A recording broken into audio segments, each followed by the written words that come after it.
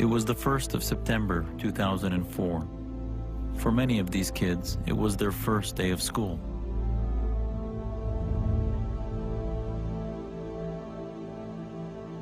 What started out as a day of great joy and excitement ended as one of the worst hostage tragedies in human history. Inside this gymnasium, more than 1,200 hostages were crowded together with explosives suspended above their heads. 3 days later, over 300 hostages were killed, including 156 children. The terrorists were Muslims, and they carried out the attacks in the name of Islam. I'm also a Muslim, and I've dedicated my life to fighting the threat of radical Islam. How you doing? Fine. Images demonstrate mild inferior fixed defect in the inferior wall. My name is Zudi Jasser. I'm a doctor currently in private practice in Phoenix, Arizona. I was a lieutenant commander in the U.S. Navy, and I served as a staff physician to members of the U.S. Congress and the Supreme Court. Thank you so much for coming. As a devout Muslim, I saw it as my responsibility to expose the radicals. I resented that they were exploiting the religion I love. If you listen to bin Laden, he is not a nutcase, as many Muslims will want you to believe. He is a fascistic theocrat, period. After 9/11, I started looking into what was driving radical Islam. I came across an alarming document that reveals the true agenda of much of the Muslim leadership here in America.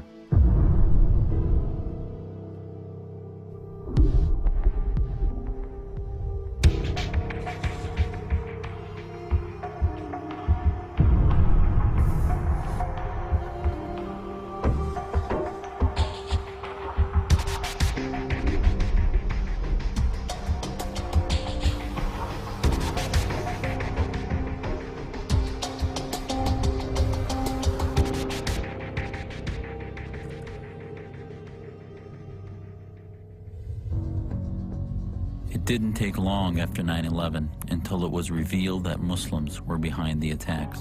فهؤلاء الشباب قاموا بعمل عظيم جدا، بعمل جليل، وأعطوا أمريكا درسا لن تنساه بإذن الله سبحانه وتعالى. I had expected to see Muslims in America taking to the streets and protesting against bin Laden. Instead, in the years that followed, we saw many Muslim leaders standing up to defend or support the radicals. Stop calling them suicide bombers. They are not suicide bombers, they are heroes. And it's about time that we have an intifada in this country that change fundamentally the political dynamics in here. So I formed my own organization, and I protested. Where are the Muslims? Where are they in speaking out and condemning terrorism? Local Muslim leaders refused to participate in the rally.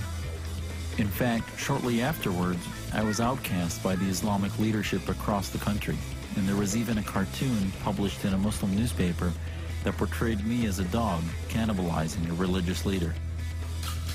It wasn't until I saw this document written in America by American Muslims that I understood what was really going on, a strategy to infiltrate and dominate America. We all know about terrorism. This is the war you don't know about.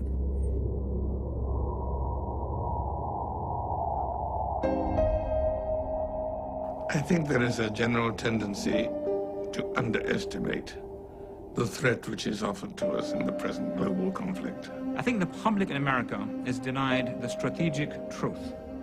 Media and elite are not helping. The vast majority of Americans no longer are falling for the trick of the bad terrorists who are out there to get us.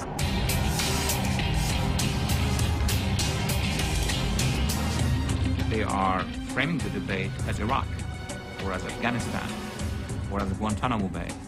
They're not showing the public the big picture.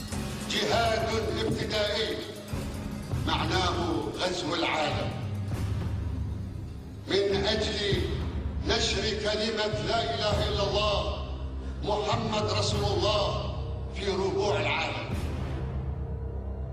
It's an entire movement, and the idea of it is hatred for our way of life. فأمريكا إلى زوال والإسلام إلى بقاء.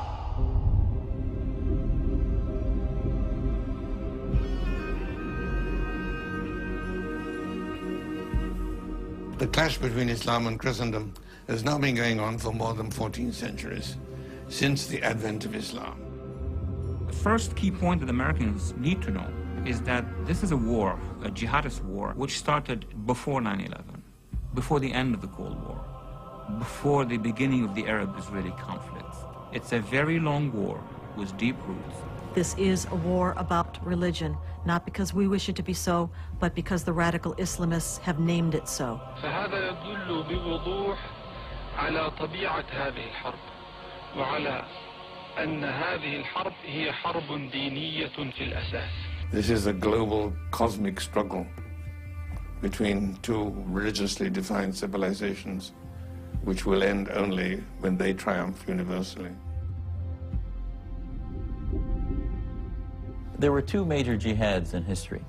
The first one was during the beginnings of the early Islamic Empire. In the 7th century AD CE, Arab Muslim armies erupted from Arabia and conquered a lot of lands. When the Arabs came out of Arabia and moved into the Fertile Crescent, eastwards to Iraq and Iran and Central Asia and India, westwards to Syria, Palestine, Egypt, North Africa, and from there into Europe, where they ruled Spain and Portugal and a good part of Italy for quite a while. That was obviously not done by peaceful persuasion. That was the first major jihad. The second jihad, when the Turks invaded the Balkans all the way to the walls of Vienna. They conquered the great Christian city of Constantinople in 1453, and they were able to expand into southeastern Europe, conquering the whole of the southeast. And where we find ourselves today, we're in the third and final phase of their mission to bring about the domination of their version of Islam.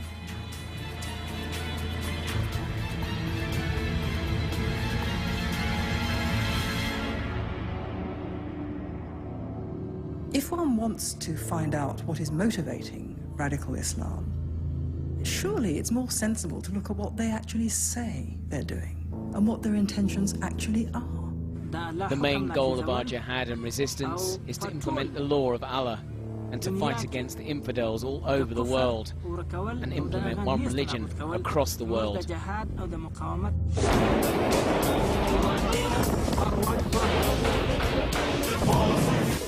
is a foreign policy to expand the Islamic authority all over the world. نعم، فنعتقد أن جميع الأرض لا بد أن تكون تحت حكم الإسلام.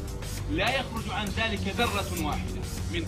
نحن العالم من أجل أن تنتصر كلمة لا إله إلا الله محمد رسول الله على قطب موسكو وواشنطن وباريس. In the world's most populous Muslim nation, a call for Islamic law. So when we look at the conflicts in India, Chechnya, Gaza, Indonesia, Iraq, Somalia, and countless other countries, this is what's at the root, the quest for Islam to become the dominant religion and Sharia the law of the land. It seems so preposterous and so unbelievable, but yet thousands and millions of people follow this and take it seriously.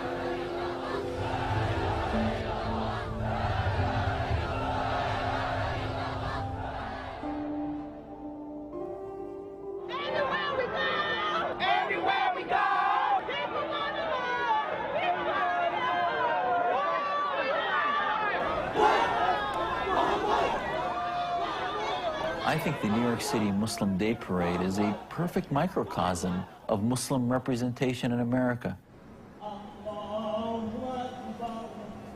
You had a majority of Muslims that were of all races, creeds, and heritage that were celebrating their country and were clearly proud of being American. I live in America, I work in America, I sleep in America, I was born in America. I love this country.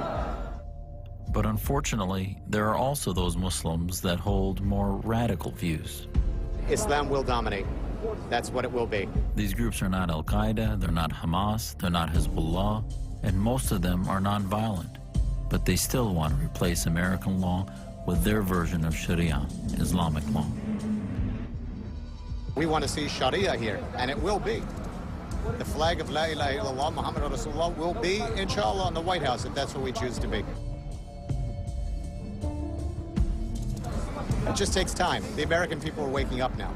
Allah does say that the whole world eventually will be under his ruling. The world will come down to where everybody obeys the laws of God. Simple as that. When groups like these talk about wanting to create a global Islamic state and Islam dominating the world,